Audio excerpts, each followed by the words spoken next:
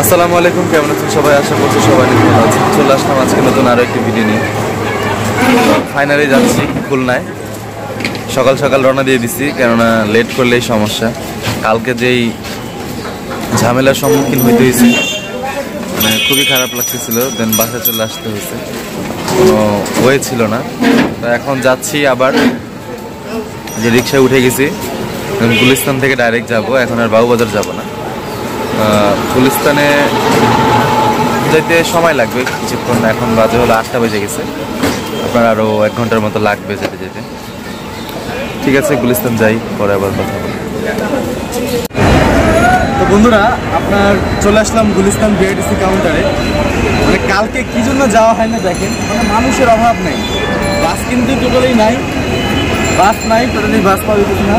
ওইখানে হচ্ছে মাওয়ার সিরিয়ালগুলা, আর ওরা হচ্ছে 1 ঘন্টা যাবত টিকিট কেটে দাঁড়ায় আছে, কিন্তু বাস আসার কোনো নাই। মানে এরকম একটা অবস্থা, বাস শর্ট পড়ে গেছে। আর খুব সকাল থেকে ভিড় এখানে, ভোর 6টা থেকে সিরিয়াল লাগছে, এখনো পর্যন্ত এত লম্বা সিরিয়াল। মানে আমাদের তো আস্তে আস্তে লেট হয়ে গেছে, এখন আমরা অন্য দিকে যাচ্ছি আর কি। বিআরটিসি কাউন্টারে আমাদেরকে আর কি, বিআরটিসি কাউন্টারে যেতে পারবো না এখন, হয়তো বা গ্রেট বিক্রমপুর বা আনন্দ ওগুলোতে যে কোনো একটাতে ট্রাই করবো, কারণ আমরা তো এখন টিকিট কাটি নেই, ডাইরেক্ট বাসে গিয়ে তারপরে কাটবো। ঠিক আছে, চলেন যাই। না না না, আমি তো সামনে থাকছি।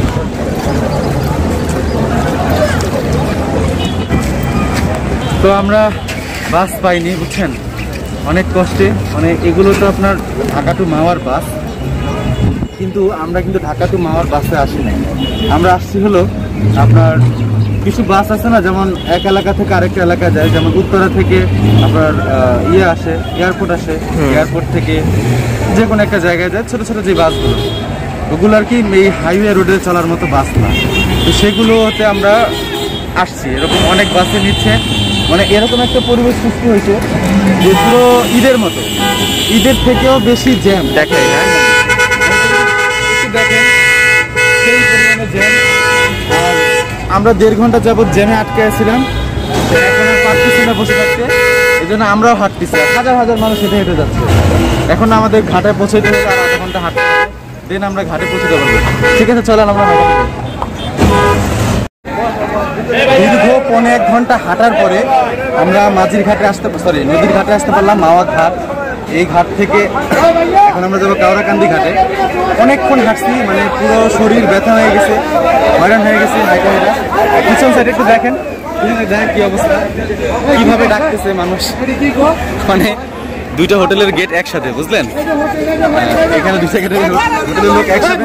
আমরা যখন ঢুকতেছিলাম অনেক ক্ষুধা লাগে, তখন এইভাবে ডাকতেছে। পরে বললাম টাচ করুন, টচ, যেটাতে টাচে জিভ বলে তৈরি করুন। ওরা টাচ করে নেই, এটা ভিতরে ঢুকে গেছে। কেননা আমরা একটু কয়েকদিন আগে গ্রামে আসছিলাম, আমরা এই হোটেলেই খাইছিলাম, আমার ফুল ফ্যামিলি সব। এখান থেকে খাওয়া পরে আমরা বাড়িতে গেছিলাম। আজকে আবার এই হোটেলে আসলাম খাওয়ার জন্য। ঠিক আছে, চলেন যাই, খাই আসি। আমাদের খাবার অলরেডি দিয়ে দিছে, আমরা একটু আগে আসছি, আইসা ফ্রেশ হইলাম। অবস্থা খুব খারাপ হয়ে গেছিলো, ঘামায় টামায় গেছিলাম। দেন এই যে আমাদের ব্যাগ ট্যাগ রাখা আছে এখানে, অলরেডি যে খাবার দিয়ে দিছে, ভর্তা ভাত এগুলো দিয়ে দিছে। বাহ মহিন বাহ। আচ্ছা, ওইখানে যে মাছটা দেখি, কোন মাছটা ভাজি। ঠিক আছে, মাছটা ভাইজা, তারপরে এই হচ্ছে মাছ, ইলিশ মাছ তো নাকি, এটা তো মিসিং করে। মহিন, এই যে এখান থেকে মাছ ডিসাইড করতে হয়, তারপরে এই যে এখানে দেখেন টাটকা ভাইজা ওনারা তারপরে দেয় আমাদেরকে। কি ঠিক তো? আচ্ছা, মজাই লাগে। আর এখানে মনে করেন যে মরিচ, বাহ বাহ, খুবই সুন্দর। মহিন, চয়েস কর কোন পিসটা নিবি। 2 পিস, আমরা 2 জন তো। এটা দেন, আর আমার না না না, ওটা না, এটা আমাকে হ্যাঁ দেন, এটা দেন, এটা দেন। এই যে আমাদের 2 পিস, 2 জন ডিসাইড করলাম এটা ভাজুক। এই দুটো একটু সুন্দর করে ভাজা দিবা। হ্যাঁ,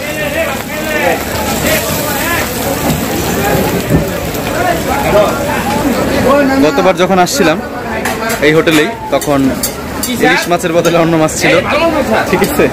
মানে ইলিশ মাছ বইলা ওরা অন্য একটা কি মাছ যেন দিছে, আসলে মাছের তো ওইভাবে কি একটা মাছ যেন দিছে, বুঝছো? ইলিশ মাছ বইলা পরে তো ওই লোকটা চিল্লাচিল্লি করছে। আমরা যাই, ওখানে বসেও মাছটা নিয়ে আসি ভাইজান। এই যে ঘাটের দিকে চলে আসছে স্পিড। এই যে এখান থেকে হচ্ছে টিকিট কাটবে, ওই যে নিচে বোর্ড দেখা যাচ্ছে। ঠিক আছে, টিকিট কাটি এখন, চলেন। সিরিয়াল লেগে গেছে, মানে এত মানুষ গ্রামে যাচ্ছে আজকে, অবিশ্বাস্য। কালকের থেকে বেশি যাচ্ছে আজকে। রীতিমতো আমাদের সাথে জুলুম করা শুরু করে দিছে। আপনার 150 টাকা ভাড়া ছিল, এই যে টিকিট কাটলাম 2টা, এখন ওরা 200 টাকা করে নিচ্ছে। মানে আজকে আসাটাই ভুল হয়ে গেছে, তাই না ভাই? 150 করে ছিল, 200 করে ভাড়া। হ্যাঁ হ্যাঁ হ্যাঁ। কোনটা কোনটা কোনটা? এই কোনটা? উঠ রে, উঠ, এটা উঠ। আয় আয়, এটা তো উঠ।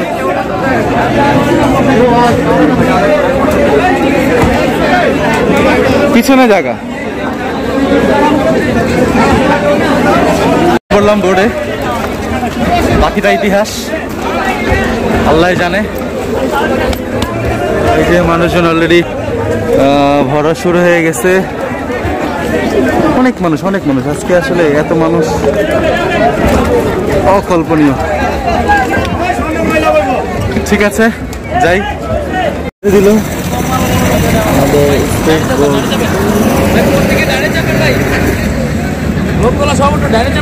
ডাইনে চাপতে হবে।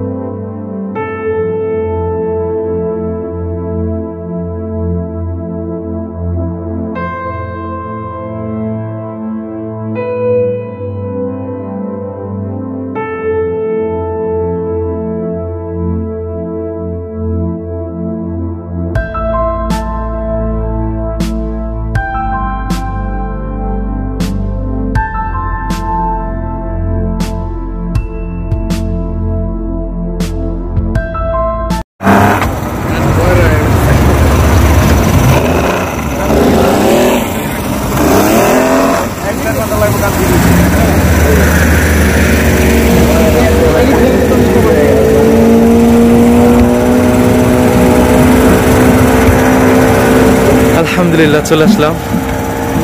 এই তো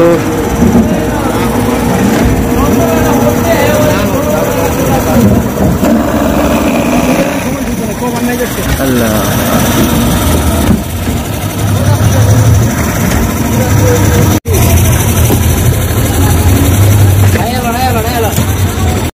আলহামদুলিল্লাহ চলে আসলাম আপনার কাওড়াকান্দি ঘাটে। এখন এখান থেকে দেখি কিভাবে যাওয়া যায়, বাসে যাই না মাইক্রোতে যাই। ভাইয়া বলছিল যে এখানে মাইক্রো পাওয়া যায়, তো আমি জীবনে যাই নাই, প্রথমবার যাচ্ছি, যাই দেখি। আর ও যায় নাই, ও প্রথমবার যাচ্ছে। আল্লাহ জানে মাইক্রোটা একটু পাই কিনা। ঘাট কি আলাদা, লঞ্চ ঘাট কি আলাদা নাকি? এক লগেই, ওই যে লঞ্চ ঘাট আর এটা হচ্ছে স্পিড বোট ঘাট, এতটুকু তফাৎ, এর বেশি কিছু না। আচ্ছা ঠিক আছে, এখন দেখি কি পাওয়া যায়, বাস নাকি প্লেন পাওয়া যায় না, বাস নাকি আপনার মাইক্রো, যায় দেখি।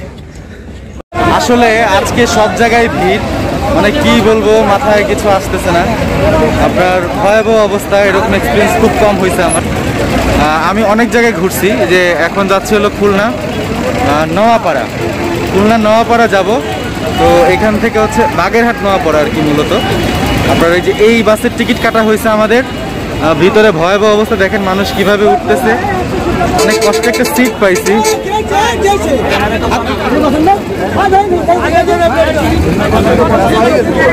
ও মাই গড, কি অবস্থা দেখি ভাই, ভাই একটু উঠি ভাই।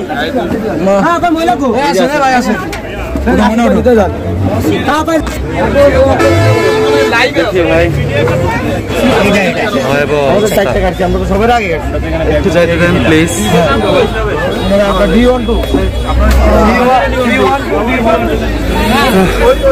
সিট পাইছি অনেক কষ্টে, অনেক করে। তো ওই যে দেখেন বসে আছে মহিন। এটা আমার আঙ্কেল, ওটা আমার সিট।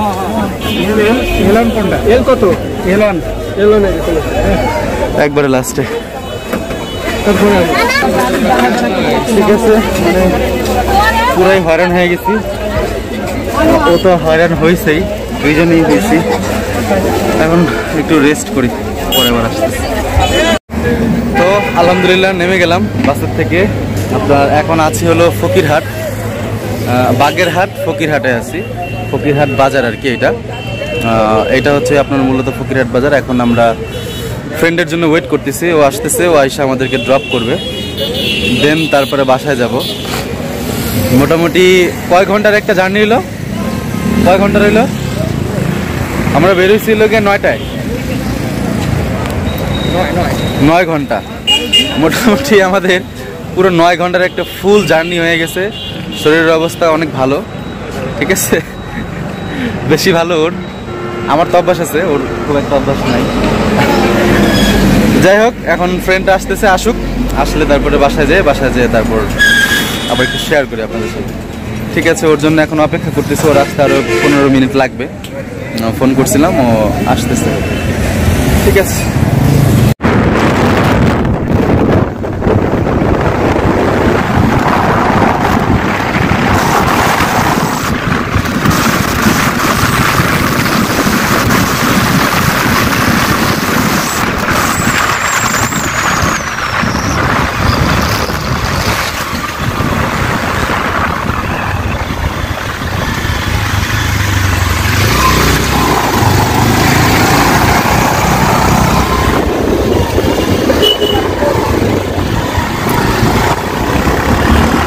আলহামদুলিল্লাহ চলে আসলাম অবশেষে বাড়িতে এসে ফ্রেন্ডের বাড়িতে চলে আসছি। বাড়িতে এসে হালকা পাতলা নাস্তা করলাম।